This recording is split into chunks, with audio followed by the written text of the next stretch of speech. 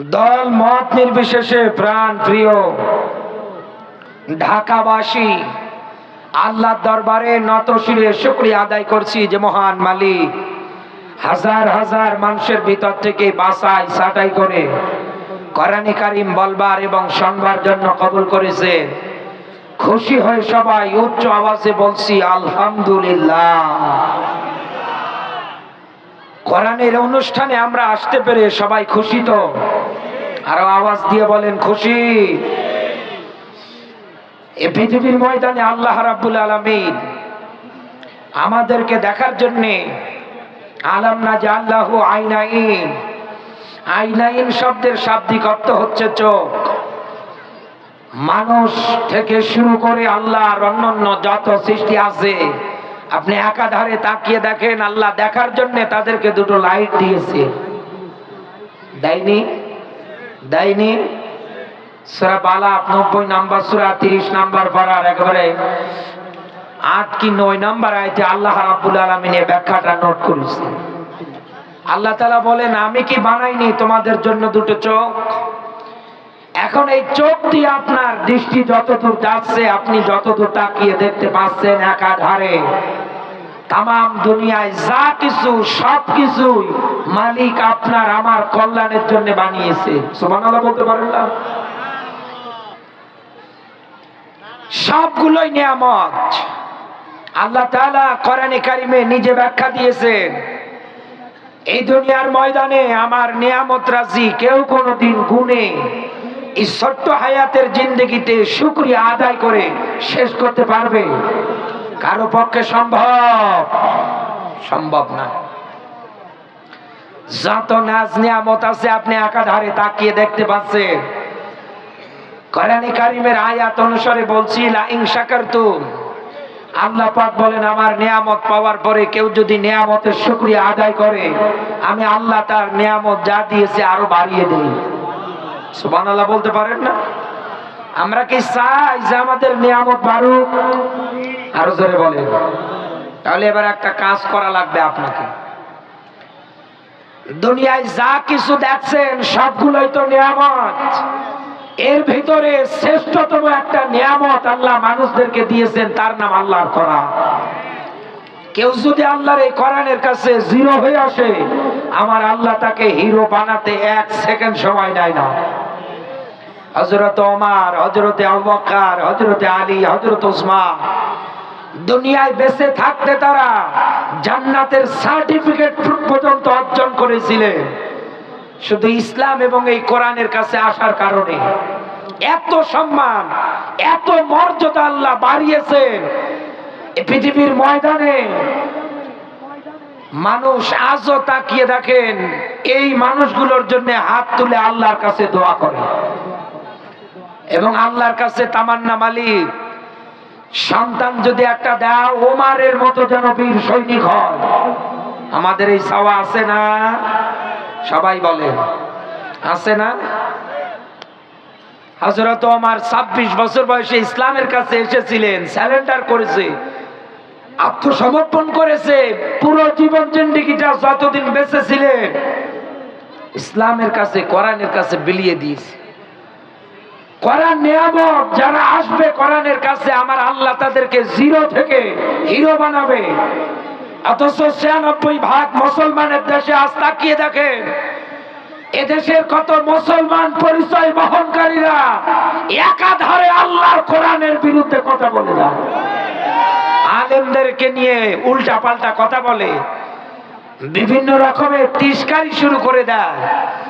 আমি বলছি বন্ধু ভাই, একটু ভালো করে মিলিয়ে দেখবেন এই দুনিয়ার ময়দানে আল্লাহর কোরআন নিয়ামত আকারে পাওয়ার পরেও যারা শুকরিয়া আদায় করে না আল্লাহ পাক বলেন এদের জন্য রয়েছে আযাব, কঠিনতম শাস্তি, যন্ত্রণা। সূরা তাহার 124 নম্বর আয়াত দেখবেন আল্লাহ পাক বলেন মাইশাতান দঙ্কা, দুনিয়ার জীবনটা আমি আল্লাহ এদের জন্য আঁটো-সাঁটো বানিয়ে দিয়েছি। এই যে আয়াতের ব্যাখ্যায় মুফাসসির একরাম যারা আছে সুন্দর করে ধারাবাহিকতায় নোট করে দিয়েছে।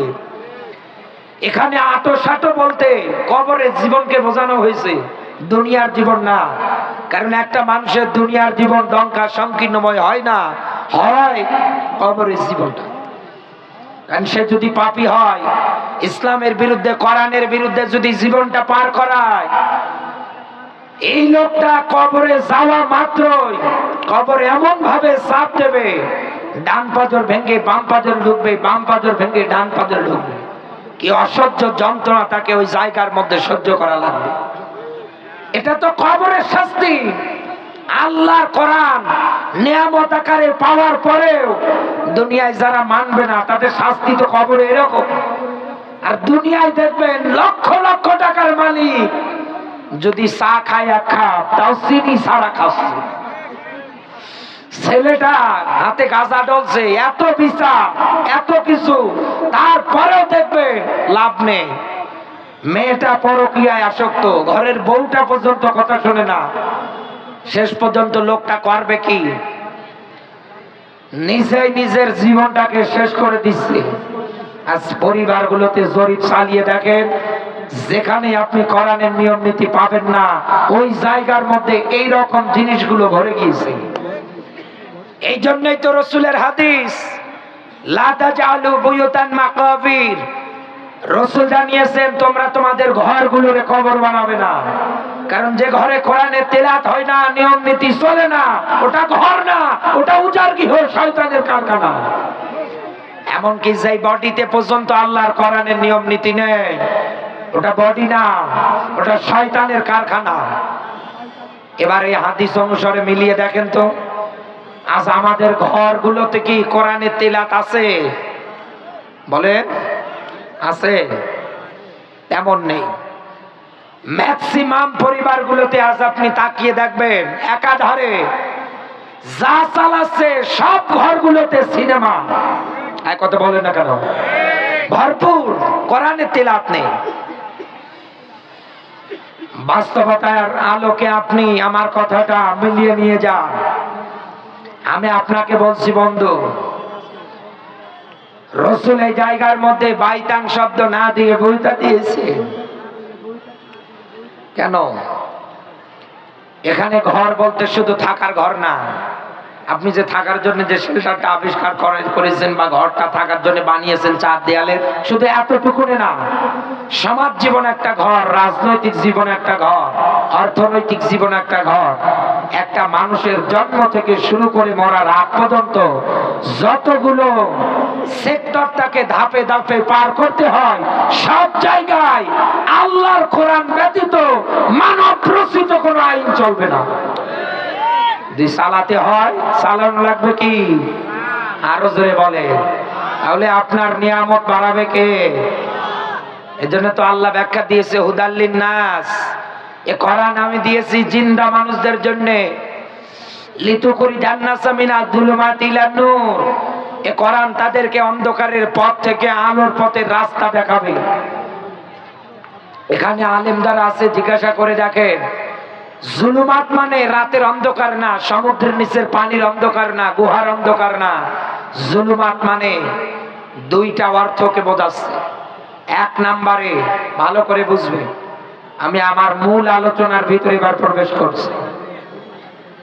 এক নম্বরে, এই দুনিয়ার ময়দানে আপনি আল্লাহর বান্দা হিসাবে মাথা যদি নত করতে চান, করা লাগবে কার কাছে? আরো জোরে বলে। আল্লাহ পাক বলেন, আসজুদ ওয়াক্তারি, আমার নিকটবর্তী যদি হতে চাও আমি আল্লাহকে সিজদা দাও। অথচ ৯৬% মুসলমানের দেশে আজ তাকান, এদেশের কত মুসলমান দাবি করা মানুষেরা আল্লাহকে সিজদা না দিয়ে বিভিন্ন মাজারে গিয়ে সিজদা দেয়। এই যে কোরআন আমার হাতে, আমি বলতেছি আপনাকে, লিখে নেন আপনি আয়াত দুটো। সূরা নিসার ৪৮ এবং ১১৬ নম্বর আয়াতে আল্লাহ স্পষ্ট ব্যাখ্যা। আল্লাহ পাক বলেন, এই দুনিয়ার ময়দানে শিরকের মতো গুনাহ আমি আল্লাহ মাফ করি না। শিরিক কি? অংশীদার সাব্যস্ত করা, আল্লাহর সমকক্ষ কাউকে দাঁড় করানো। আল্লাহ পাক বলেন, এই শিরকের মতো গুনাহ আমি আল্লাহ মাফ করি না। এটা বাদ দিয়ে অন্যান্য গুনাহ আমি আল্লাহ ইচ্ছা করলেই মাফ করে দিই। এ কথা কার? সবাইকে বলা লাগবে। আল্লাহ। সূরা মাইদার ৭২ নম্বর আয়াতে আল্লাহর ব্যাখ্যা, আমি আল্লাহ এদের জন্য আমার বানানো জান্নাতটাকে হারাম করে দিয়েছি। আল্লাহ যদি জান্নাত হারাম করে দেয়, যারা মাজারে গিয়ে শিরকের সঙ্গে লিপ্ত হচ্ছে, এক তো জীবনের অপরাধ মাপ পাবেনই না, দ্বিতীয়ত আপনার জন্য আল্লাহ বানানো জান্নাতটাকে হারাম করেছি। এই হিসাব অনুসারে আপনি মেলান, আপনার জীবন জিন্দেগিটা যাচ্ছে কোন দিকে। অথচ এই দুনিয়ার ময়দানে কোরআন এসেছে আপনাকে বাঁচানোর জন্য। কোরআন এসেছে আপনাকে শিরিক বেদাতের যত পথ আছে সবগুলো থেকে বের করে একেবারে আলোর পথের রাস্তা তথা জান্নাতে নিয়ে যাওয়ার জন্য। সুবহানাল্লাহ বলতে পারেন? কিন্তু আজ আমরা অনেক মানুষ আছি এগুলোর কাছে গিয়ে একাধারে মাথা নত করে দিচ্ছি। এটাই আমাদের সবচাইতে বড় ব্যর্থতা। জুলমাতের ১ নাম্বার অর্থ, আবারও বলছি, শিরিক বিদআতের যত পথ আছে সবগুলো এই দুনিয়ার ময়দানে গোড়া থেকে উকড়িয়ে ফেলিয়ে একমাত্র আল্লাহর ইবাদত প্রতিষ্ঠার জন্য আল্লাহ এই দুনিয়ার ময়দানে কোরআন দিয়েছে। এজন্য আল্লাহর ব্যাখ্যা, ইন্নী জাইলুন ফিল আরদি খলিফা, আমি তোমাদের জমিনের কামলা খলিফা করে পাঠিয়েছি। ২ নম্বরে যেটা আমি পেয়েছি, ইন্নাল্লাহা ইয়া'মুরু বিল আদলি ওয়াল হিসাব, ইয়া'মুরু আমর ইসতিগান, আল্লাহ বলেন আমার আদেশ, যদি বিচার করতে হয় ফাহকুম বাইনান নাসি বিল হক, অবশ্যই দুনিয়ায় সত্য এবং ন্যায় সহকারে বিচার করা লাগবে। এই ৯৬% মুসলমানের দেশে যদি সত্য এবং ন্যায় ভাবে বিচার হতো, যেই লোকটা ৫০ বছর কোরআনের তাফসীর করলো, এই লোকটাকে কেউ কোনোদিন অন্যায় ভাবে রাজাকারের মামলা দিয়ে দুনিয়া থেকে বিদায় করতে পারতো না। এদেশের হাজারো আলেমদেরকে বিনা কারণে জেলে নিয়েছে, রিমান্ডে নিয়েছে, হাজার রকমের নির্যাতনের স্টিম রুলার গুলো চালিয়েছে। আপনি দুনিয়ায় যদি আদল করতে পারতেন, এই আয়াত অনুসারে কোনদিন আপনার দ্বারা এইরকম অবিচার হওয়া সম্ভব না। কিন্তু আপনি তো এই দুনিয়ার ময়দানে শয়তানি তন্ত্র মন্ত্রগুলো কায়েমের জন্য আল্লাহর কোরআনের বিচার ব্যবস্থা মাইনাস করে লেলিন কালমাসের বিচার ব্যবস্থা আপনি এই দুনিয়ার ময়দানে প্রতিষ্ঠা করেছেন। আল্লাহর কোরআন এই দুনিয়ায় আল্লাহ এই জন্যই দিয়েছে, ইনসাফ বিরোধী যত কাজ আছে সবগুলো গোড়া থেকে উকড়িয়ে চিরতরে এই দুনিয়ার ময়দানে আল্লাহর কোরআনের বিচার ব্যবস্থা কায়েম করার জন্য। আজ আমরা এই কথাগুলো শুনলে অনেক মানুষ রাগ দেখায়, আজ আমরা এই কথাগুলো শুনলে অনেক মানুষ মন খারাপ করি। অথচ এই দুনিয়ায় আপনি যদি কাউকে কষ্ট দেন, কারো উপরে জুলুম করে, কারো হক যদি আপনি নষ্ট করে, গাজীপুরবাসী খাতা কলমে লিখে রাখেন, এতদিন রাজনীতি করতে গিয়ে যারা মানুষদের উপরে জুলুম করেছেন, নির্যাতন করেছেন, একাধারে কিচ্ছু জানে না ভালো মানুষগুলোকে যারা গুম করেছেন, বিনা কারণে দুনিয়া থেকে যারা হত্যা করেছেন, আমি আপনাকে নিয়ে একটা আয়াত বলছি কোরআনের। আল্লাহ পাক বলেন, ইন্নাল্লাযীনা ফাতানুল মুমিনিনা ওয়াল মুমিনাত, আরো জোরে বলেন। আমি কিন্তু অসুস্থ, তারপরেও এসেছি, শুধু দাওয়াতটা নিয়েছি তাই। আমি যেভাবে পারছি আপনাকে একটু কথাগুলো শোনানোর চেষ্টা করছি, রাগ করছেন না তো? আমি অনেক অসুস্থ, গলা দিয়ে কথাই বের হচ্ছে না, তারপরেও আসছি, শুধু দাওয়াত নিয়েছি তাই। আল্লাহ পাক বলেন, ইন্না মানে নিশ্চয়, আল্লাহ দিয়ে অতঃপর যারা এই দুনিয়ার ময়দানে মুফাসসির ইকরাম যারা আছে আয়াতের ব্যাখ্যা দিয়েছেন, ফাতানু শব্দের শাব্দিক অর্থ বিপদে ফেলা, কষ্ট দেওয়া। এই বাংলাদেশে এতদিনে যারা মানুষদের উপরে জুলুম নির্যাতনের স্টিমুলার গুলো একাধারে চালিয়েছে, আর এটার দ্বারা এই দুনিয়ার ময়দানে মানুষদেরকে যারা কষ্ট দিয়েছে, বিপদে ফালিয়েছে, আল্লাহ রাব্বুল আলামিন এই মানুষদের আবার প্রকার দিয়েছে। ১ নম্বরে মুমিন, এই শব্দটা পুরুষবাচক। ২য় নম্বরে আল্লাহর ব্যাখ্যা মুমিনাত, এই শব্দটা হচ্ছে স্ত্রীবাচক। এই দুনিয়ার ময়দানে আল্লাহর কোরআনের ব্যাখ্যা, দুনিয়ায় যারা মুসলিম নর এবং নারীদের উপরে নির্যাতন করে, বিপদে দেয়, কষ্ট দেয়, আল্লাহ পাক বলেন ফালাহুম আযাবু জাহান্নাম ওয়ালাহুম আযাবুল হারিক। আমি আল্লাহ বলছি এদের ঠিকানা, এদের থাকার জায়গা হবে জাহান্নাম। একথা কার? আরো জোরে বলেন। আমার আল্লাহ যদি এই ব্যাখ্যা দেয় যে দুনিয়ায় যারা মানুষদের উপরে একাধারে নির্যাতন করবে, বিনা কারণে, কিচ্ছু জানে না, ভালো মানুষগুলোকে যারা এই দুনিয়ার থেকে অন্যায় ভাবে হত্যা করে বিদায় করে দিচ্ছেন, এই পর্যন্ত আমি আপনাকে বলছি আল্লাহ পাক জানিয়েছেন দুনিয়ায় যারা কষ্ট দিবে, বিপদে ফেলাবে, আমার আল্লাহ এদেরকে জাহান্নামেই দেবে। একেবারে কঠিনতম একটা যন্ত্রণাদায়ক আযাব যেখানে আল্লাহ দেবে, ওই জায়গায় লা ইয়ামুতু ফিহা ওয়ালা ইয়াহইয়া। আল্লাহর ব্যাখ্যা, জাহান্নামের আগুনে যারা যাবে ওরা মরবেও না, বাঁচবেও না, মরা বাঁচার মধ্যবর্তী স্থানে থাকবে।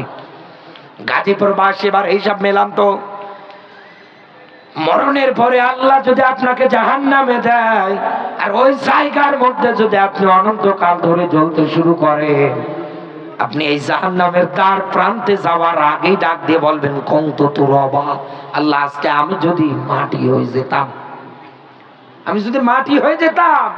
এত আযাব আমার আল্লাহ আপনার জন্য জাহান্নামের মধ্যে রেডি করেছে। শুধু এতটুকুন ব্যাখ্যা যদি হতো তাও তো মানা যায়। আল্লাহ পাক বলেন খালিদিনা ফিহা, আমি আল্লাহ এই জাহান্নামের মধ্যে তাদেরকে চিরকাল জ্বালাবো। তাদের অপরাধ কি? তারা দুনিয়ার ময়দানে মানুষদের উপরে একাধারে নির্যাতন চালিয়েছে। কারণ কোরআনের আয়াত ইন্নামাস সাবিলু আলাল্লাযিনা ইয়াযলিমুনান নাস, এই যে বিপদ, কষ্ট, নির্যাতন, এগুলো একটার পর একটা এই দুনিয়ার ময়দানে যারা চালায়, কিয়ামতের দিন আমার আল্লাহ নিজে এদের বিরুদ্ধে মামলা দেবে। আল্লাহ যদি কারো বিরুদ্ধে মামলা দেয়, ও বাঁচবে? আরো জোরে বলেন, বাঁচবে? বাঁচবে। এই জন্য বলছি আমি আপনাকে, রাসূল তার হাদিসের মধ্যে ব্যাখ্যা দিয়েছেন কিয়ামতের ময়দানে এই জুলুম অন্ধকার হিসাবে দেখা দেবে। ও গাজীপুরবাসী, একে তো আল্লাহ মামলা দিচ্ছে, দ্বিতীয়ত এই জুলুমটা কিয়ামতের দিন অন্ধকার আকারে দেখা দেবে। একে তো আপনি জাহান্নামে যাবেন, চিরকাল ধরে জ্বলবেন। আপনার অপরাধ আপনি একটাই এই দুনিয়ার ময়দানে করেছেন, কত নিরপরাধ মানুষগুলোকে একাধারে দুনিয়া থেকে বিপদ আর কষ্টের মাধ্যমে বিদায় করে দিয়েছেন। এই জন্য আমি আপনাকে সাবধান হতে বলছি। কারণ আল্লাহ রাব্বুল আলামিন এই জায়গার মধ্যে একটা শব্দ দিয়েছেন, আমি এই জায়গায় পড়ার ক্ষেত্রে আয়াতটা কিন্তু পরিপূর্ণভাবে বলি নাই, আমি মাঝখানের একটা শব্দ বাদ দিয়েছি। সেই শব্দটুকু হচ্ছে সুম্মা লামিয়াতুবু। এই দুনিয়ার ময়দানে আল্লাহ পাক বলেন যারা তাওবা বিহীন অবস্থায় মারা যায়, এ কথা কার? আরো জোরে বলেন। মানুষদেরকে বিপদ আর কষ্টে ফেলানোর পরে এই দুনিয়ার ময়দানে যারা তাওবা বিহীন অবস্থায় মারা যায়, এখন চিন্তা করেন তো, যারা মানুষদের হক অধিকার নিয়ে সিনেমিনি খালে, বিনা কারণে জীবনটা নষ্ট করে দেয়, কারাগারে আটকায়, এদের আবার মাফ আছে? এদের কেউ মাফ করবে? কেউ মাফ করতে চাইবে? কেউ তো চাইবে না। তাহলে আমার আল্লাহ এই জায়গার মধ্যে কেন মাফের বিষয়টা দিলেন? কেন এই জায়গার মধ্যে সুম্মা লামিয়াতুবু এই শব্দটা ব্যবহার করলেন? মুফাসসির একরাম যারা আছে ব্যাখ্যা দিয়েছেন, এই দুনিয়ার ময়দানে অপরাধ করার পর পরে অনেক মানুষ আছে সাজু থাকবে।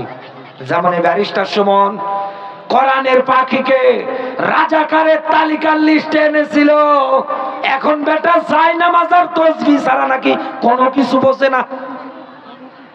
চিন্তা করেন তো, হাজার হাজার মানুষের কলিজার টুকরাটাকে কেড়ে নিলেন, আর এখন আপনি যায় নামাজ আর তাসবিহ ছাড়া কোনো কিছু বোঝেন না।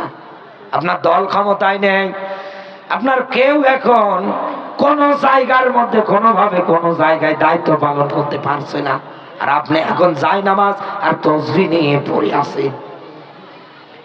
কোশ্চেন কালেও তো আল্লাহ মাফ করবে না, কারণ আপনারা দুনিয়ার ময়দানে যা করেছেন, এই কোরআনের এই ব্যাখ্যা অনুসারে বলছি, এই দুনিয়ার ময়দানে অপরাধ করার পরে অনেক মানুষ তাকিয়ে দেখবে যে আমার দল ক্ষমতায় নেই, আমার নেত্রী দেশে নেই, এখন আমি কি করব?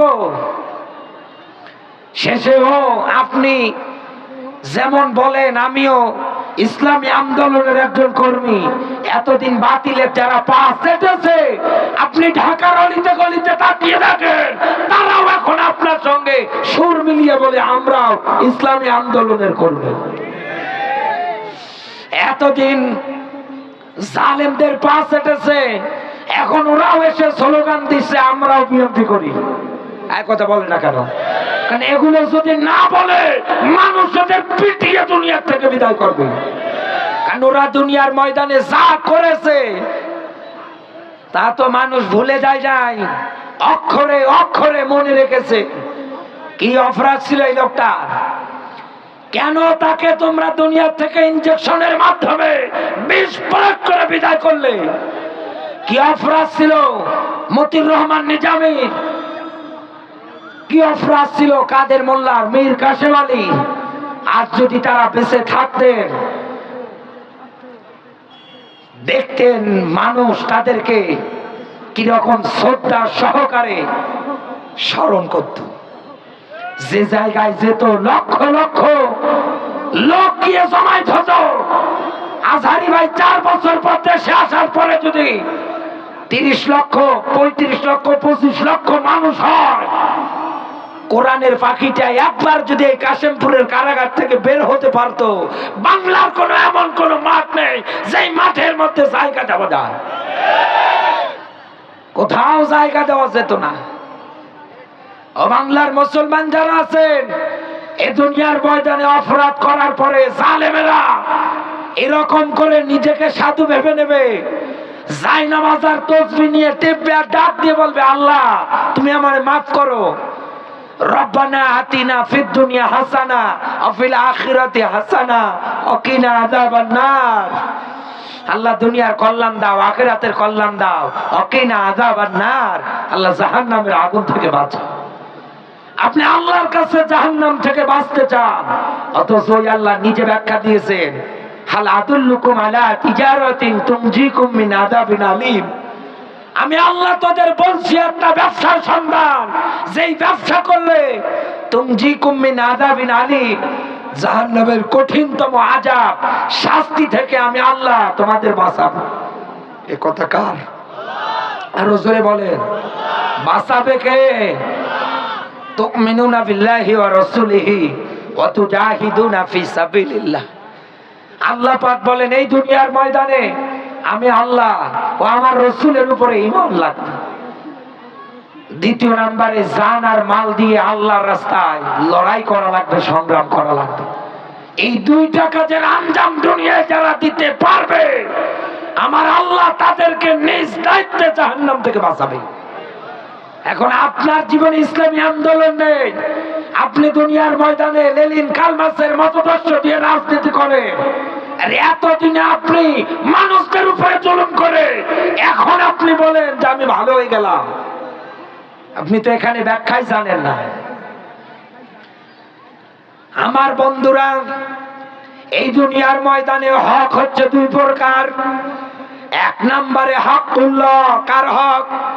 সবাইকে বলা লাগবে, আল্লাহর হক। আপনি তাকিয়ে থাকবেন, এই দুনিয়ার ময়দানে মসজিদে আজান হলে নামাজ আদায় করা, এটা আল্লাহর হক। রমজান মাস আসলে রমজানের রোজাগুলো আদায় করা, এটা আল্লাহর হক। সম্পদশালী হলে যাকাত দেয়া, নিসাব পরিমাণ সম্পদের মালিক হলে জীবনে একবার হজ করা। এরকম করে করে আল্লাহর হক আরো যা আছে, কিয়ামতের ময়দানে আমার আল্লাহ যদি একজন মানুষকে ডাক দিয়ে বলে, বান্দা দুনিয়ায় আমার হক আদায় করনি তো কি হয়েছে, আমি আল্লাহ আজকে তোমারে মাফ করে দিলাম। এটা চিন্তা করেন তো, আমার আল্লাহর কি কারো কাছে জবাব দেওয়া লাগবে, কৈফিয়ত দেওয়া লাগবে? এমনকি তামাম দুনিয়ার মানুষগুলোকেও যদি আল্লাহ মাফ করে দেয়, আমার আল্লাহর তো কারো কাছে জবাব দেওয়া লাগবে না, কারো কাছে কৈফিয়ত দেওয়া লাগবে না। কারণ কোরআনে কারিম আল্লাহ নিজে তার নিদর্শনটা সুন্দর করে ব্যাখ্যা করেছেন। আল্লাহ পাক বলেন, ইয়াউমা লা তামলিকু নাফসুন লিনাফসিন শাইআ ওয়াল আমরু ইয়াউমাইযিন লিল্লাহ। আল্লাহ পাক বলেন কিয়ামতের ময়দান এমন একটা ময়দান, কারো কোনো পাওয়ারগিরি, নেতাগিরি, সামসাগিরি কিছু চলবে না। আমি আল্লাহ যাকে কথা বলার অনুমতি দেব, শুধু সে কথা বলতে পারবে, এ ব্যতীত আর কেউ কোনো কথা বলবে না।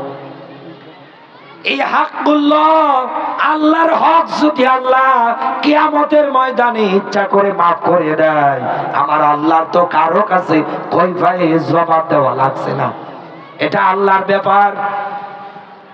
কিন্তু আর একটা হক তো আছে, হকুল ইবাদ, বান্দার হক।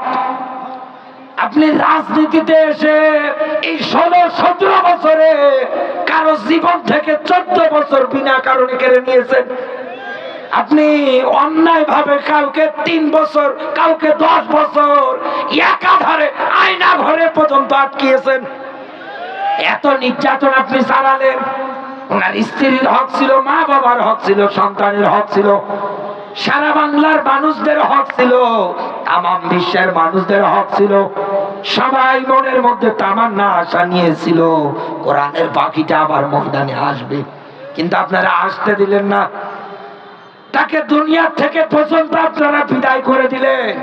যার চাওয়া ছিল আর একবার আল্লাহর রসুলের রওজাটা পর্যন্ত জিয়ারত করা, আর একটা বার কোরআনের ময়দানে আসা, এই যে বান্দার এই চাওয়াগুলো দুনিয়ার ময়দানে একটাও আপনারা আদায় করতে দিলেন না। রাজনৈতিক প্রতিহিংসার দিকটার দিকে আপনি তাকিয়ে বিনা কারণে অন্যায় ভাবে তাকে আপনি হত্যা করলেন।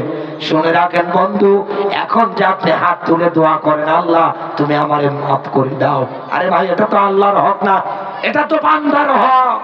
বান্দা যতদিন না মাফ করবে ততদিন আমার আল্লাহ মাফ করবে না। আপনি অপরাধ করেছেন আমার কাছে, মাফ যদি চাইতে হয় এসে চাওয়া লাগবে আমার কাছে। আপনি আমার কাছে মাফ না চেয়ে আল্লাহর কাছে মাফ চান, আল্লাহ কি মাফ করবে? আরো জোরে বলেন, মাফ করবে? বাংলাদেশের হিসাব অনুসারে বলছে, এবার এই মানুষগুলো তো কেউ কোনোদিন কোনোভাবে মাফ করবে না, এটা তো আমি জানি। কিন্তু আপনারা যে এখন একাধারে এই কথাগুলো বলছেন যে আমরা ভালো হয়ে গেলাম, আমরা এই হয়ে গেলাম, জায়নামাজ আর তাসবিহ ছাড়া কোনো কিছু বুঝছি না এখন।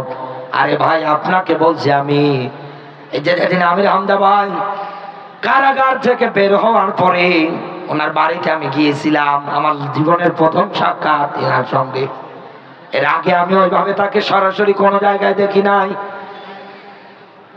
যাওয়ার পরে ওই জায়গার মধ্যে ওনার ছোট্ট মেয়েটা, আমি তো আগেও যেতাম ওখানে, গিয়ে দেখছি হামদা ভাই বাড়িতে নেই, ওনার দাদার কবর জিয়ারত করতে গিয়েছেন। ছোট্ট মেয়েটা বাবা বলে আর চিনছে না, বলছে আমাদের বাড়ির মধ্যে একটা হুজুর এসেছে। উনি কিন্তু আলোচনার মধ্যে বলেছে, আপনি শুনতে পারেন, যে আপনাদের কারণে আমার মেয়েটা আমাকে বাবা বলে ডাকে না। কারণ এই মেয়েটার বয়স যখন মাত্র 2.5-3 মাস, ওর বাবা জেলখানায়। এখান থেকে একেবারে 3 বছর পার করে যখন বের হয়েছে, ও তো এখন হেঁটে বেড়ায়। ও মনে করে এতদিন তো আমাদের বাড়িতে অনেক হুজুর এসেছিল, আমাদের কোলে নিয়েছে, বিভিন্ন কিছু খাবার দিয়েছে, ইনিও মনে হয় এরকম একটা হুজুর আমাদের দেখতে এসেছে। আপনি এই বাংলার মাটিতে কি করেন নাই? জন্ম দেওয়া বাবাকে পর্যন্ত বাবা ডাকে না, বলে হুজুর এসেছে। আপনি তার মনের অবস্থা জেনে নেন, কি পরিমাণ কষ্ট তার মনের মধ্যে। এরকম যদি একটা পরিবারের সঙ্গে হতো তাও তো মানা যায়, কিন্তু আপনি দুনিয়ার ময়দানে রাজনীতিতে এসে 1-2টা পরিবার না, এরকম হাজার হাজার পরিবারের সঙ্গে এই রকমটাই করেছেন। আমি সেদিন ইন্টারনেটে ডক্টর শফিকুল ইসলাম মাসুদ ভাইয়ের একটা বক্তৃতা শুনতেছিলাম। উনি বলতেছিলেন এইভাবে যে আমাকে গ্রেফতার করার পরে আমার স্ত্রীকে পর্যন্ত র্যাবে আটকালো।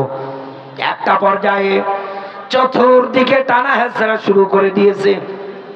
আমার স্ত্রী ডাক দিয়ে বলছে, দেখেন আমার পেটে বাচ্চার শরীরটা ভালো লাগছে না, যা জিজ্ঞাসা করার এই জায়গায় করেন। ওনারা তারপরেও মানে নাই, বরং খারাপ মন্তব্য করে বসেছে যে আপনার স্বামী জেলখানায় আর আপনার শরীর খারাপ হয় কেমনে। কত নিকৃষ্ট মনের মন মানসিকতা। একটা পর্যায়ে এই যে প্রেশানি একাধারে সহ্য করতে না পেরে প্রসব বেদনা শুরু হয়ে গিয়েছে। তাড়াতাড়ি করে সিজার করে বাচ্চাটারে ডক্টর দুনিয়ায় এনেছেন।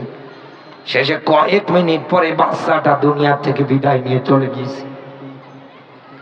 উনি কাঁদছে আর ডাক দিয়ে বলছে, আপনাদের কারণে আমি আমার সন্তানের মুখটা পর্যন্ত দেখতে পারি নাই, আমি আমার সন্তানের জানাজার নামাজের ইমামতিতে দাঁড়াতে পারি নাই, আমাকে কবরের পাশে পর্যন্ত দাঁড়াতে দেওয়া হয় নাই। এই বাচ্চাটার কি কোনো অপরাধ ছিল? আরো জোরে বলেন, কোন অপরাধ ছিল? তো আপনারা তো এখন একাধারে বড় বড় আল্লাহর ওলি সেজে বসে আছেন। সেদিনে যে শামীম ওসমানকে দেখছি ইন্টারনেটে, সৌদি আরবিয়াকরা যেভাবে পোশাক পরে ওই রকম পোশাক পরেছে, ফেসবুকে ছবি দিয়েছে, নিজে একজন লিখে দিয়েছে কাইফা হালুকা। চিন্তা করেন তো, বিশাল বড় আল্লাহর ওলি আর এখন এই বাংলাদেশে। আরে ভাই, মাপ পাওয়ার ক্ষেত্রে এই দুনিয়ার ময়দানে অপরাধ যার কাছে হবে মাপ চাওয়া লাগবে তার কাছে। আপনি তো অপরাধী এনার কাছে, আপনি তো অপরাধী আমার কাছে, আমার কাছে মাপ না আছে, আপনি আল্লাহর কাছে মাপ চান মানে? এমনকি এই জালেমদেরকে এতদিন দুনিয়ায় যারা সাপোর্ট করেছিল, রায় দিয়ে ভোট দিয়ে ভোটের বাক্স চুরি করার দিক দিয়ে যারা সহযোগিতার টপ লিস্টে ছিল, এরা অপরাধ করার পরে যা এরকম গুনাহ হয়েছে, এদেরকে সমর্থন রায় যারা করেছে সবগুলোরও কিন্তু সমান সমান। আসরের নামাজের পরে পয়গম্বর লূত আলাইহিস সালামের কাছে দুইজন ফেরেশতা এসে ডাক দিয়ে বলে, পয়গম্বর আপনি এই জায়গা থেকে আপনার অনুসারী যারা আছে তাদেরকে নিয়ে চলে যান, খবরদার ইল্লামরাতা আপনি আপনার স্ত্রীকে নেবেন না। গাজীপুরবাসী মনের মধ্যে প্রশ্ন আসতে পারে, লূত নবীর স্ত্রীর কি চরিত্র খারাপ? উনি কি চরিত্রহীনা? কোন মুফাসসির আয়াতের ব্যাপারে এরকম ব্যাখ্যা দেয় নাই। সব মুফাসসিরেরা এটাই ব্যাখ্যা দিয়েছেন, ওই সময়ে খারাপ লোকদেরকে তলে তলে সাপোর্ট করতেন একাধারে। শুধু তলে তলে সাপোর্ট করার কারণে লূত নবীর স্ত্রী যদি আল্লাহর গজব থেকে রেহাই না পায়, এই বাংলাদেশে জালেমদের যারা পাশ চেটেছে, আপনি তাকিয়ে দেখেন গজব আল্লাহ এমন আকারে দিয়েছে। এতদিন রাজনীতিতে মানুষদের উপরে জুলুম করে লক্ষ লক্ষ টাকার যে বিল্ডিং বাড়ি তৈরি করেছিল, যে রাজপ্রাসাদ বানিয়েছিল, মানুষ সবগুলোই ভেঙে চুরমার করে দিয়েছে, সব ভেঙে চুরমার করে দিয়েছে। বাদশাহ সাজ্জাদও কিন্তু জান্নাত বানিয়েছিল, এটা বানি ইসরাইলের একটা রেয়াত। সব মুফাসসিরের একমত, বাদশাহ সাজ্জাদকে আল্লাহ তার বানানো জান্নাতটা ভোগ করতে দেয় নাই একটা মাত্র কারণে, কারণ ও যখন জান্নাত বানাবে তখন চতুর্দিকে এলান করে দিয়েছিল, যার যেখানে যা কিছু আছে সবগুলো ছিনিয়ে আনো, কেড়ে নিয়ে আসো। ওই সময় লোকেরা দিতে চাইতো না, জোর জবরদস্তি করে কেড়ে কেড়ে নিয়ে আসতো। এই লোকগুলো তো জুলুম সহ্য করতে না পেরে মাজলুম অবস্থায় আল্লাহর কাছে হাত তুলে দোয়া করেছিলেন, আল্লাহ বাদশাহ সাজ্জাদকে তার বানানো জান্নাত তুমি ভোগ করতে দিও না। দোয়া কবুল করেছে কে? আরো জোরে বলেন। এই জন্যই তো আজরাইল ওকে ঘোড়ার পিঠ থেকে ধাক্কা মেরে দুনিয়ার থেকে বিদায় করেছে। সব মুফাসসির একমত, বাদশাহ সাজ্জাদকে আল্লাহ বানানো জান্নাত ভোগ করতে দেয় না এই কারণে, কারণ মানুষদের উপরে জুলুম করেছে একাধারে। এই জন্য আমার আল্লাহকে ভোগ করতে দেয় নাই। আর বাংলাদেশে মানুষদের হক গুলো নষ্ট করে একাধারে দেশের টাকাগুলো, জনগণের টাকাগুলো চুরি করে করে যারা লক্ষ লক্ষ টাকার মালিক হয়েছিল, আপনি তাকিয়ে দেখেন একটা বাড়ি ঘরও মানুষ আস্ত রাখে না, সব ভেঙে শেষ। বাথরুমের প্যান পর্যন্ত মানুষ খুলে নিয়ে যাচ্ছে, আপনি টের পাচ্ছেন?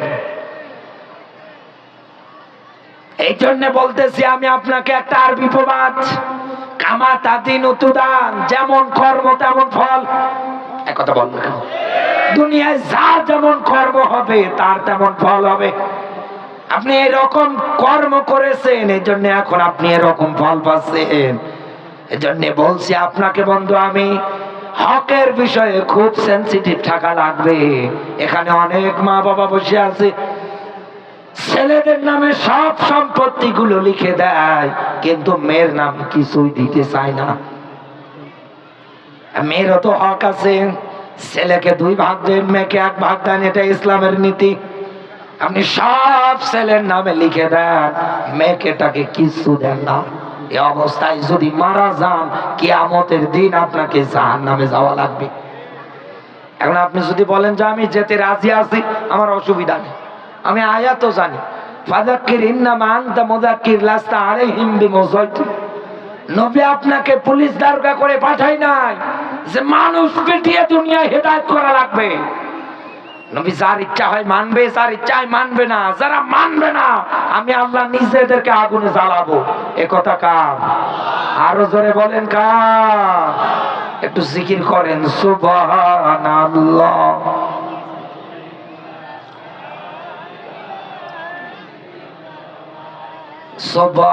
সুবহানাল্লাহ।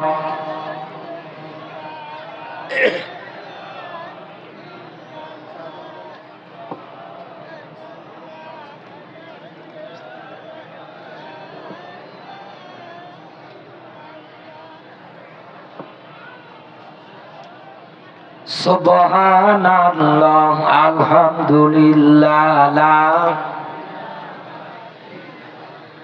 সুবহানাল্লাহ, আলহামদুলিল্লাহ, লা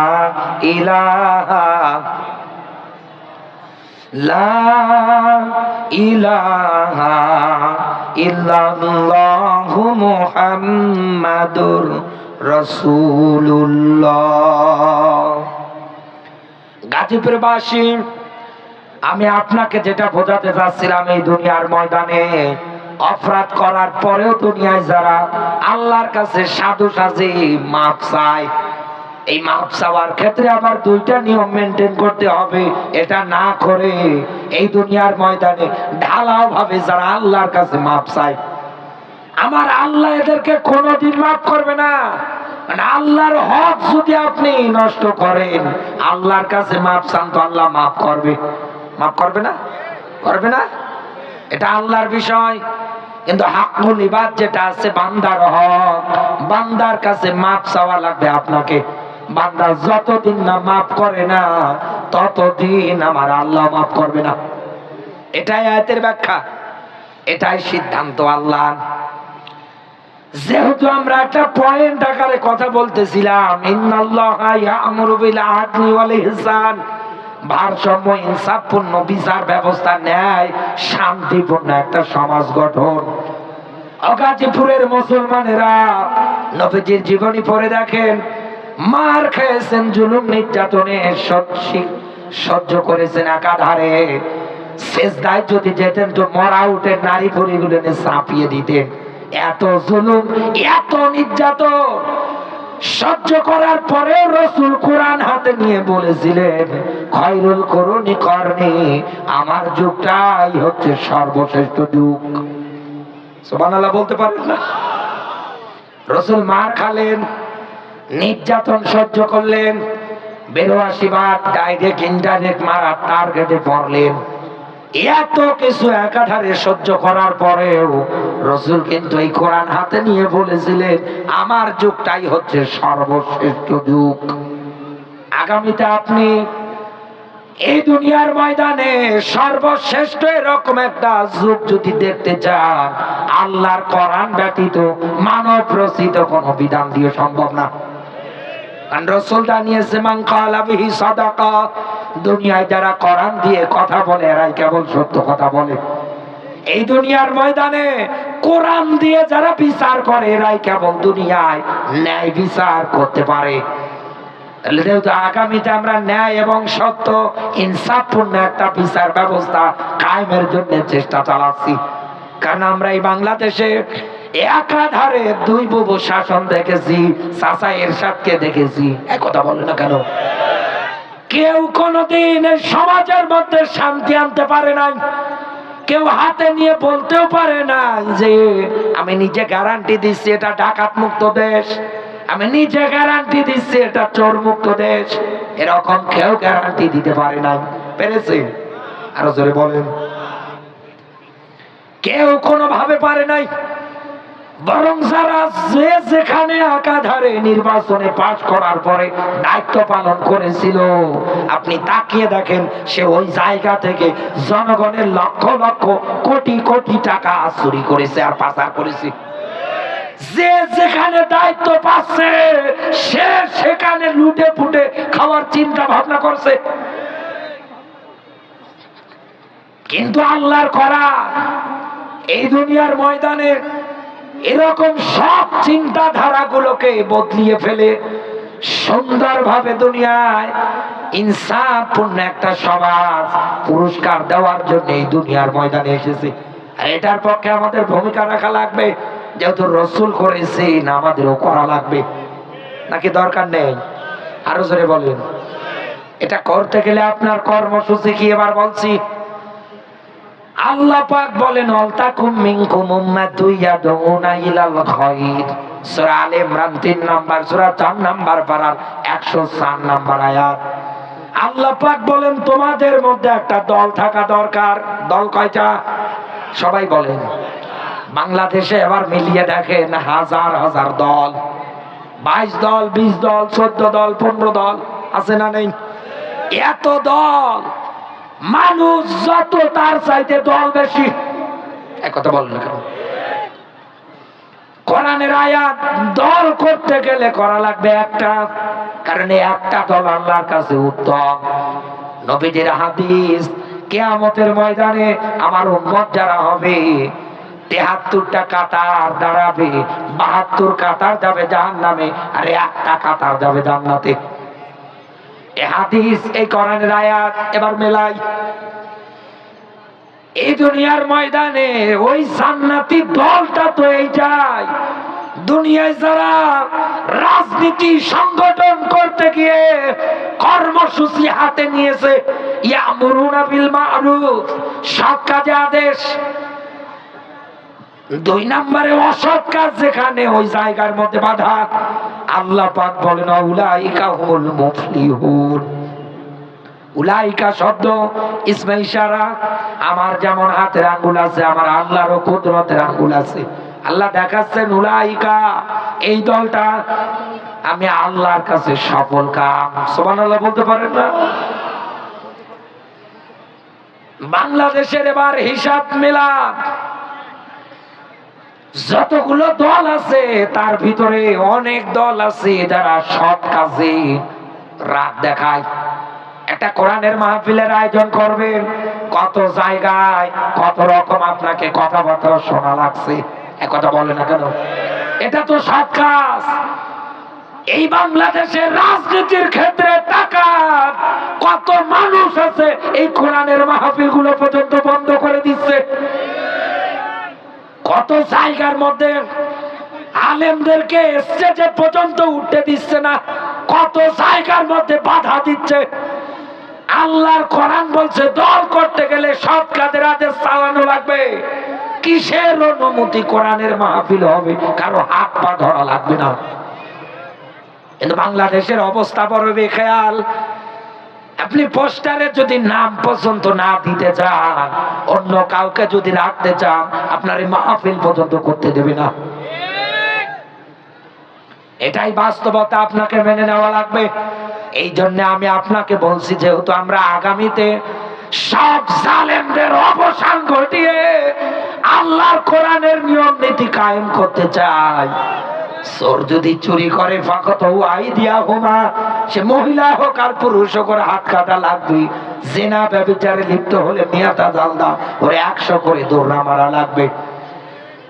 এই আইনগুলো যেহেতু এই দুনিয়ার ময়দানে মালিক কায়েম করে দিয়েছেন কোরআনে কারিমে ধারাবাহিক ভাবে, ও বাংলার মুসলমান যারা আছেন, আগামীতে আপনি যদি এগুলো সব জায়গার মধ্যে সেট করতে চান, আল্লাহর কোরআনের আয়াত যেভাবে আপনাকে দল করতে বলেছে ওইভাবেই করা লাগবে।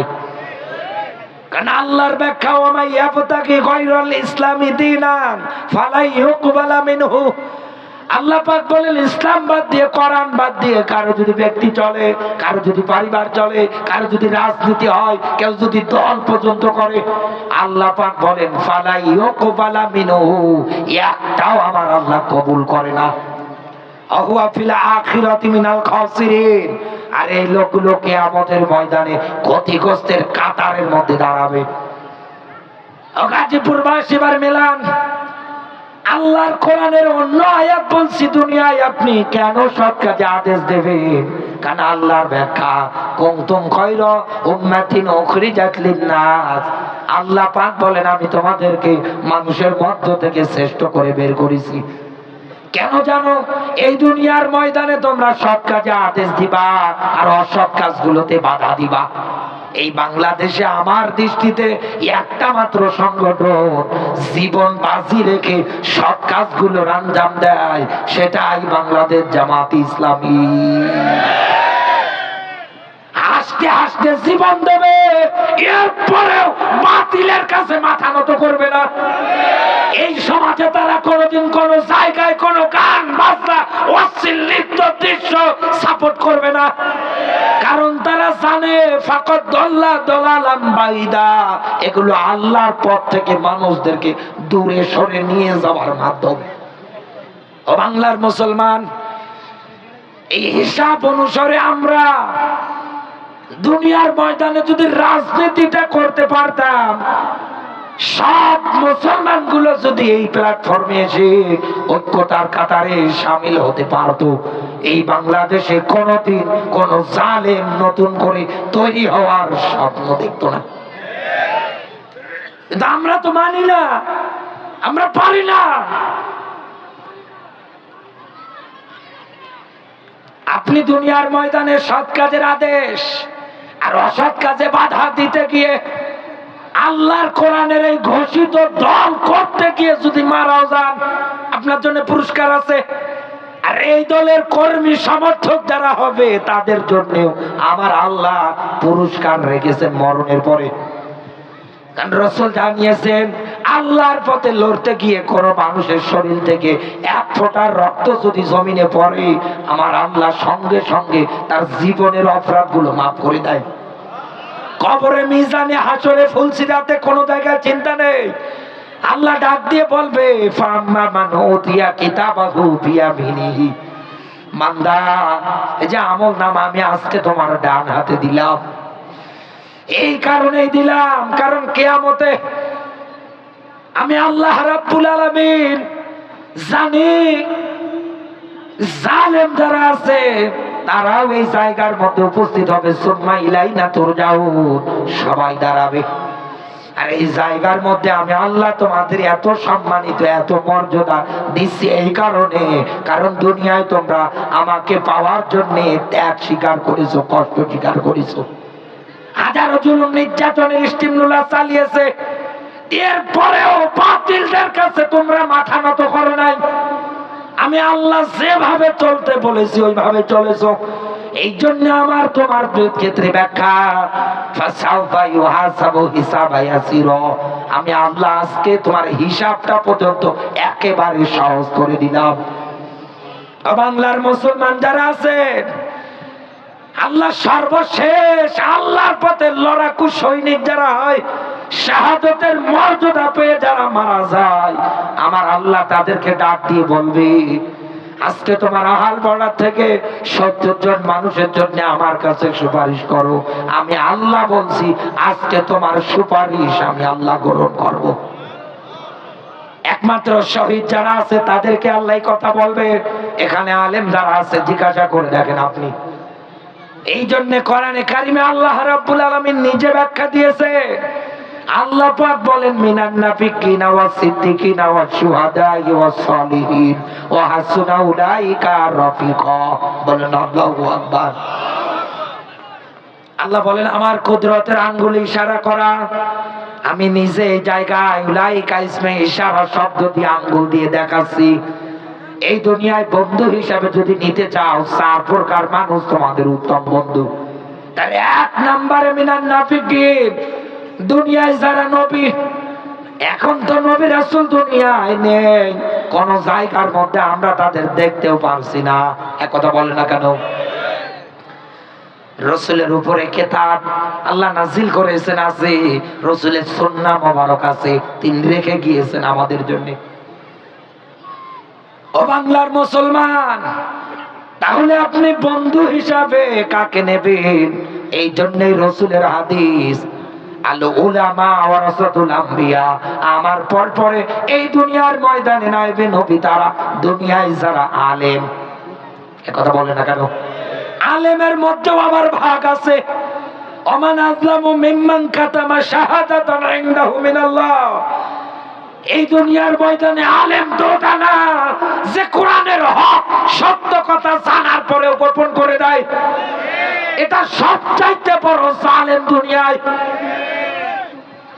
এরকম জালেমের পিছনে নামাজ হবে না, কারণ আল্লাহ ওকে লানত দেয়। ওর একটা রুকু, একটা সিজদা, একটা তাসবিহ আল্লাহ কবুল করে না। বাস্তবতা তো এটাই।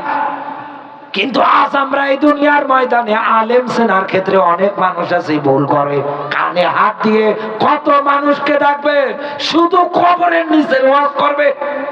আরে ভাই, জমিনের উপরে দাও দাও করে আগুন জ্বলে, এই আগুন আগে আপনাকে নেভানো লাগবে। আপনি এগুলো না বলে, সমাজে সুদ চলছে একাধারে, ইয়া আইয়ুহাল্লাযীনা আমানু লা তাকুলুর রিবা। আল্লাহ পাক বলেন চক্রবৃদ্ধি হারে সুদ খাবে না। আজ হাজারো পরিবার ধ্বংস করে দিচ্ছে, এই সুদের কারণে হাজারো পরিবার নষ্ট হচ্ছে। এক কথা বলেন না কেন? রাসূল জানিয়েছেন, আপন মায়ের সঙ্গে জিনা করার মতো অপরাধ। আর সমাজের মধ্যে ঘুষ দিয়ে, আর দুর্নীতি দিয়ে, আর চাঁদাবাজি দিয়ে একাধারে ভরে যাচ্ছে। আর ইনি কানে হাত দিয়ে শুধু কবরের নিচে ওয়াজ করে। আপনি এগুলো বন্ধের জন্য মুসলমানদের মাঝে ব্যাখ্যা দেন, যেগুলো বন্ধ করা লাগবে একাধারে। আপনি এগুলো বলতে পারেন না। আপনাকে বলছি বন্ধু, বন্ধুর তালিকায় যদি আপনি কাউকে বেছে নিতে চান, তাহলে 1 নম্বরে ওই মানুষকে নেওয়া লাগবে যে মানুষ কোরআনের কথা বলতে গিয়ে কোন বাতিলের রক্তচক্ষুকে ভয় করে না। কারণ বাংলাদেশের সিস্টেমটা এরকম, কারো কালেমা কারো রুজি রুটি যোগায়, আর কারো কালেমা দেখবেন তার লক্ষ লক্ষ টাকা পয়সার মালিক বানিয়ে দেয়। এই ডক্টর কফিলউদ্দিন সরকার, কথা বলেন, এগুলো তো আলেম নামের বড় জালেম। শরিয়াতদের 5টা সরকারি আলেম ছিল এরা। আমার সাইয়েদ কুতুবের কথা মনে পড়ে যাচ্ছে। ওনার যখন ফাঁসি হবে ডাক দিয়ে বলছে, তাড়াতাড়ি করে পড়েন লা ইলাহা ইল্লাল্লাহ মুহাম্মাদুর রাসূলুল্লাহ। তিনি আফসোস করে ডাক দিয়ে বললেন, আমাকে কালেমার তালকিন দিতে এসেছো? বলে হ্যাঁ। তো বিনিময় কি বাবা? আমার তো বেতন ভাতা আছে। বলছে বড় আশ্চর্য বিষয়, আমি কালেমার ব্যাখ্যা লেখার কারণে জেলখানায় আমাকে কিছু সময়ের মধ্যে ফাঁসিতে ঝোলানো হবে, আর একই কালেমার তালকিন দিয়ে তুমি বেতন ভাতা পাও। তাহলে এখান থেকে এটাই প্রমাণিত, কারো কালেমা কারো রুজি রুটি যোগায়, আবার কারো কালেমা ফাঁসির দড়ি পর্যন্ত নিয়ে যায়।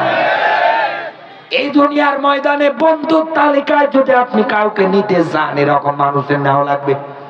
2 নম্বরে সিদ্দিকিন, 3 নম্বরে শুহাদা, 4 নম্বরে সালিহিন। এরপরের ব্যাখ্যা ওয়া হাসুনা উলাইকা রফিকা, আল্লাহ নিজে দেখাচ্ছেন এরা তোর বন্ধু। ঢাকাবাসী এবার মেলান, আমি যে কথাটা বলার জন্য এত দূর পর্যন্ত এসেছি সেই শব্দটুকু হচ্ছে সুহাদা। আল্লাহর পথে কেউ যদি নিহত হয়ে যায়, মারা যায়, সে তো শহীদ। শহীদ শব্দের অর্থ হচ্ছে সাক্ষ্য, সাক্ষী। বলেন তো কি? আরো জোরে বলেন। সাক্ষ্য, সাক্ষী। শহীদ যারা হয়, কোরআনের ভাষা ওয়ালা তাকুলু, আল্লাহ পাক বলেন খবরদার এদের মৃত বলবে না, বরং এরা জিন্দা। এরা আমি আল্লাহর কাছ থেকে রিজিক পাই। এখান থেকে এটাই প্রমাণিত, শহীদ যারা হয় আল্লাহর কোরআনের ভাষা অনুসারে তারা মরে না, তারা জিন্দা থাকে। আমার আল্লাহ তাদেরকে রিজিক পর্যন্ত দেয়। কিন্তু বাস্তবতায় দুনিয়ায় আমরা তো তাদেরকে জীবিত পাই না, তারা তো মারা যায়। এক কথা বলেন, তারা তো মারা যায়। একটা মানুষ যদি শাহাদাতের মর্যাদা পায়, তাকে বিনা গোসলে দাফন করানো হয়, কবরের মধ্যে রেখে আসা হয়। দূর দূরান্ত লোকজন এসে তার কবরের মধ্যে মাটি দিয়ে দিয়ে যায়। তাহলে এই জায়গার মধ্যে আমার প্রশ্ন এখন আপনার কাছে, আল্লাহ যে বললেন বন্ধু হিসাবে 3 নম্বরে শহীদরা তোর বন্ধু হবে। এখন আল্লাহর ভাষায় সে তো জীবিত থাকে, কিন্তু বাস্তবতায় সে যদি মারা যায়, সে শাহাদত পেয়ে হোক আর যে অবস্থায় হয় হোক, তাকে আমরা কবরে রেখে আসবো। শতবার ওনার কবরের পাশে গিয়ে ডাকলে উনি আমার একটা কথারও জবাব দেবে না, উনি আমার একটা কথাও শুনবে না, উনি কবরে থাকবে। এনাকে আমি যতই ডাকি না কেন কোনো লাভ নেই। বন্ধুত্বের হাত বাড়ানোর জন্য বললে উনি আর একটা বারের জন্য আপনার কথার জবাব দিতে পারবে না। তাহলে এই জায়গায় আল্লাহ এই রকম ব্যাখ্যাটা কেন দিলেন? আল্লাহর বান্দা তো কবরে, তো বন্ধুত্ব হবে কার সঙ্গে? ভালো করে মেলাবেন। আল্লাহ রাব্বুল আলামিন আয়াতের মধ্যে এটাই ব্যাখ্যা দিয়েছে, এই দুনিয়ার ময়দানে আমার এই বান্দা যতদিন বেঁচে থাকবে, কারণ ওর চাওয়া একটাই, আলালাহুল খুলকলাম, সৃষ্টি যার জমিনে একমাত্র আইন চলবে তার। কোন লেনিন কালমাসের আব্রাহাম লিঙ্কনের তৈরিকৃত রাজনীতি চলবে না, সংবিধানও চলবে না, কারণ কোরআনটাই হচ্ছে সংবিধান। এটা কায়েম হয়ে যাবে। একাধারে চেষ্টা চালাচ্ছে। আল্লাহর বান্দা জানে আল্লাহ জি খলাকল মাউতা ওয়াল হায়াতা, আল্লাহ সবার আগে মরণ বানিয়েছে, এরপরে আল্লাহর ব্যাখ্যা হায়াতা। আল্লাহ বলেন আমি হায়াত বানিয়েছি।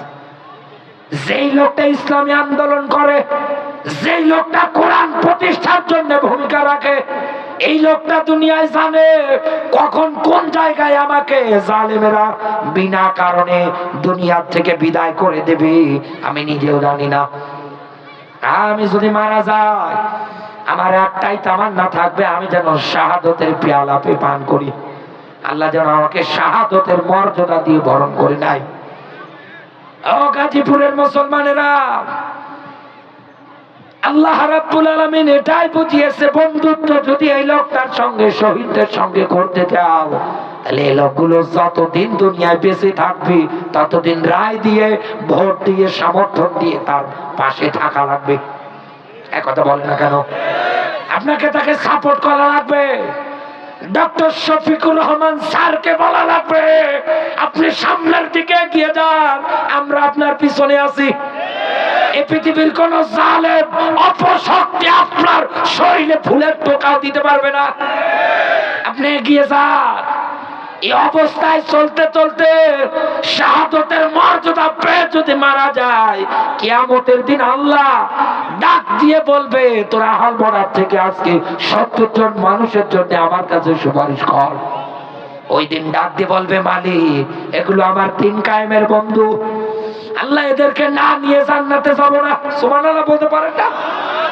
সেই দিন আপনাকে বাছাই ছাঁটাই করে বন্ধু হিসাবে এনাকে আপনি সাপোর্ট করেছিলেন, মেনে নিয়েছিলেন, ইনি যদি জান্নাতে যায় তো আপনি এনার সঙ্গে জান্নাতে যেতে পারবেন।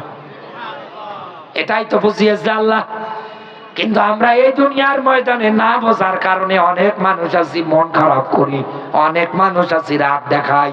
দেখেন বন্ধু, এখানে রাগ দেখার বিষয় না। আজ যারা বলেন এই দেশে টুপিওয়ালা যে রাজনীতি করে, এ কোরআনের বিধানকে কায়েম করতে চায়, এ কোরআন থাকবে মসজিদে, এ কোরআন থাকবে বাড়িতে, এ কোরআন তো ছোট ছোট বাচ্চারা পড়বে, এ কোরআন দিয়ে আবার রাজনীতি করা লাগবে, এ কোরআন দিয়ে আবার দেশ চালা লাগবে, এ কোরআন দিয়ে আবার সংসদ চালানো লাগবে। সব জায়গার মধ্যে কোরআনের নিয়ম নীতি আবার বাস্তবায়ন করতে হবে নাকি? এই যে ঘোষণা যারা দেন যে টুপিওয়ালা তোমাদের রাজনীতি করার কি দরকার? রমজান মাস আসলে রোজা রাখি, সারা দিন পর তারাবির নামাজ পড়িয়ে দেবেন, একাধারে মানুষের বাড়ি গিয়ে মিলাদ পড়াবেন, আপনারা এই করবেন। এ কোরআন দিয়ে আবার দেশ চালানো লাগে আপনাদের। আপনারা তো চেয়ারের লোভে রাজনীতি করেন। কত মানুষ আছে একাধারে এই কথা বলছি যে কোরআনের সঙ্গে রাজনীতির কোনো সম্পর্ক নেই। ছাতা মরিয়ে যাচ্ছে, না জানি কবে মরিয়ে যায়, একথা বলেন। এরপরেও দেখেন ধোনার মুখে ওই কথা। আল্লাহ পাক বলেন আল হাকুমুত তাকাসুর, দুনিয়ার ধন সম্পদ টাকা পয়সা প্রচুর্য, এগুলোর পিছনে তোমরা ছোটাছুটি করবে না, দৌড়াদৌড়ি করবে না। আমাল হায়াতুদ দুনিয়া ইল্লা মাতাউল গুরুর, দুনিয়ার জীবন খেল তামাশা রং তামাশা ছাড়া আর অন্য কোনো কিছু না। গাজীপুরবাসী, এই দেশে যারা কোরআনের কথা শোনার পরে বলে, কোরআন দিয়ে দেশ চালানোর কথা শোনার পরে যারা বলে কোরআনের সঙ্গে রাজনীতির কোনো সম্পর্ক নেই, প্যান্টে পোশাক করে দেবে, এই আয়াত দুটো পড়তে পারবে না। এক কথা বলে না কেন? আর যে টুপিওয়ালাদের তহমত দেন, অপবাদ দেন, প্রতিদিন তারা সকালবেলা উঠে উঠে এই কোরআনে কারিমের আয়াতটা সুন্দর করে করে তিলাওয়াত করে, আর আপনি তাদেরকে বলেন টুপিওয়ালা তোমরা চেয়ারের লোভে রাজনীতি করো। আরে ভাই, আপনাকে বলছি এই দুনিয়ার ময়দানে কোরআনের রাষ্ট্র যারা গঠন করতে চায় তারা কোনোদিন চেয়ারের লোভে রাজনীতি করে না। কারণ আল্লাহর ব্যাখ্যা ওয়া লাকুম লা তুকাতিলুনা ফি সাবিলিল্লাহ, কি হলো তোমাদের, কেন লড়াই করো না, কেন সংগ্রাম করো না? এই জায়গায় একটা পয়েন্ট আছে। আজ যারা নিজেকে ইমানদার পরিচয় দেন, মাথার মধ্যে টুপি আছে, মুখে দাড়ি রেখে এই দুনিয়ার ময়দানে ইবাদত বলতে শুধু নামাজ, রমজান মাসে রোজা, যাকাত আর হজকে মেনে নিয়ে একাধারে চলেন, উদখুলু ফিস সিলমি কাফা, এই আয়াত যারা অস্বীকার করে আছেন, একাধারে নিজেকে সব জায়গার মধ্যে ইমানদার পরিচয় দিয়ে যাচ্ছেন, ইসলামী আন্দোলন বাদ দিয়ে। আমি আপনাকে বলছি বন্ধু, এই দুনিয়ায় নিজেকে যদি ইমানদার বলে আপনি পরিচয় দেন, তাহলে আপনার দায়িত্ব কর্তব্য আল্লাহ নিজে উঠিয়ে দিয়েছে, আল্লাযীনা আমানু ইউকাতিলুনা ফি সাবিলিল্লাহ। আল্লাহ পাক বলেন দুনিয়ায় যারা ইমানদার ওরা লড়াই করে, সংগ্রাম করে কার পথে? আরো জোরে বলেন। ইমানদাররা কেন লড়াই করে? ইমানদাররা কেন ইসলামী আন্দোলন করে? এই কারণে দুনিয়ায় ইসলামী আন্দোলন করে। আর এটার মাধ্যমে কোরআনের রাষ্ট্র এই কারণেই গঠন করতে চায়, কারণ আল্লাহ নিজে ব্যাখ্যা দিচ্ছেন, রব্বানা আখরিজনা মিন হাযিহিল ক্বরিয়াতি যালিমি আহলুহা। রব্বানা, হে আমাদের রব, তোমার পক্ষ থেকে একজন বন্ধু, একজন সাহায্যকারী পাঠিয়ে দাও। বলছে কোন মানুষগুলো? কুরা করিয়া শব্দের শাব্দিক অর্থ গ্রাম, জনপদ, শহর। তার মানে গ্রামে, জনপদের, শহরে যে জালেম গুলো একাধারে মাজলুম মানুষদের উপরে নির্যাতনের স্টিমলুলা চালাচ্ছে, এই নির্যাতিত মাজলুম মানুষগুলো জালেমের এই জুলুম সহ্য করতে না পারে ওরা আল্লাহর কাছে ডাক দিয়ে বলে, মালিক তুমি আমাদেরকে জালেমের হাত থেকে বাঁচাও। আল্লাহ তোমার পক্ষ থেকে একজন বন্ধু, সাহায্যকারী পাঠিয়ে দাও, যিনি আসার পরে আমাদেরকে এখান থেকে বাঁচাবে। এই আয়াত অনুসারে বলছি, এই দুনিয়ার ময়দানে ইসলামী আন্দোলন যারা করে কোরআন প্রতিষ্ঠার রাজনীতি যারা একাধারে এই দুনিয়ার ময়দানে চালিয়ে যাচ্ছে, তারা দুনিয়ায় মাজলুম মানুষদের অধিকার আদায়ের জন্য রাজনীতি করে। আর আপনি বলেন চেয়ারের লোভে। শুনে রাখেন বন্ধু, এই দুনিয়ার ময়দানে আল্লাহর কোরআনের আয়াতগুলো তাদের অন্তরের মধ্যে একেবারে 100 গেঁথে আছে। আপনি তো কোরআনও পড়তে পারেন না, আপনি তো বুঝতেও পারেন না, আপনি জানবেন কেমন করে? এজন্য বলছে আপনি হিংসা করে লাভ নেই, ইসলামের বিজয় তো সামনে ইনশাআল্লাহ। আরো জোরে বলে। যারা হিংসা করে, কেমন হিংসা? একটা ছোট্ট গল্প বলছি। একটা লোক মাঠের মধ্যে কাজ করতে গিয়েছে, যাওয়ার পরে একটা পিতলের জগ পেয়েছে। জগ পাওয়ার পরে চিন্তা করছে এর ভিতরে আছে কি, নাড়াচাড়া করছে, ধুলোবালু গুলো ঝরাচ্ছে। হঠাৎ হাত দিয়ে ঘষা লেগে একটা দত্ত বের হয়ে লাফাচ্ছে। ডাক দিয়ে বলছে, জাহাপনা কি চান? কি চাই মানে? তুই কে? বলে আমি দত্ত। দত্ত মানে? বলছে আপনি আমার কাছে যা চাইবেন আমি তাই দেব। বলছে তাই নাকি? বলে হ্যাঁ। আচ্ছা ঠিক আছে, আমি যা চাবো তাই দিবি? বলে হ্যাঁ। বলছে তবে আমার একটা শর্ত আছে। কি? যে দেখেন, আপনি তো আমার কাছে যা চাইবেন আমি তাই দেব। আপনি যদি আমার কাছে এরকম একটা মোবাইল চান, আপনি একটা মোবাইল পাবেন। আপনার পাড়া প্রতিবেশী যারা আছে ওরা 2টা করে মোবাইল পাবে। চিন্তা করছে কুয়াশার দিনে, ঠান্ডার দিনে আমি পেয়েছি আর আমি পাবো একটা, আর ওরা পাবে 2টা। দরকার নেই, আমার লাগবে না কিছু। বাড়িতে নিয়ে যাওয়ার পরে বউকে ডাক দিয়ে বলছো, ওকে একটু যত্ন সহকারে রাইখে দিও, খবরদার এটা বের করবা না। পৃথিবীতে ইতিহাস সাক্ষী, মেয়ে লোককে যে কাজে নিষেধ করবে ও আরো ছাতা বেশি করে করে। এক কথা বলে না কেন? বলতে দেরি, ও করতে দেরি করছে। দত্ত লাফাচ্ছে, ডাক দিয়ে বলে কি চাই? বলে কি চাই মানে? আমার তাড়াতাড়ি বিল্ডিং বাড়ি লাগবে। এই মহিলা কি জানে যে আমার 1 তলা বাড়ি হবে, পাড়া প্রতিবেশীর 2 তলা হবে? জানে না। বলে হাতের গহনা লাগবে, কানের লাগবে, নাকের লাগবে। ঠিক আছে, যা চাচ্ছে তাই পাচ্ছে। কৃষক মানুষ মাঠ থেকে ফিরে এসে তাকিয়ে দেখছে বাড়ি নেই।